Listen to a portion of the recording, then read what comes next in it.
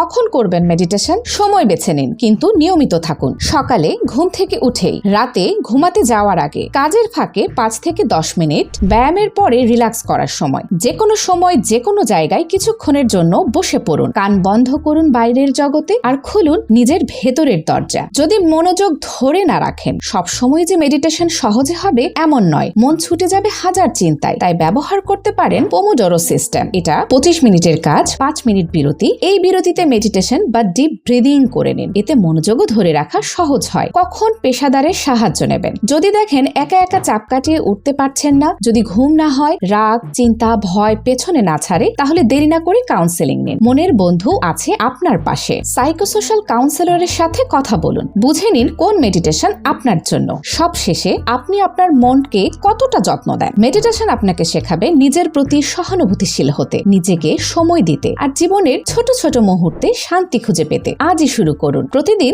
মাত্র 5 মিনিট।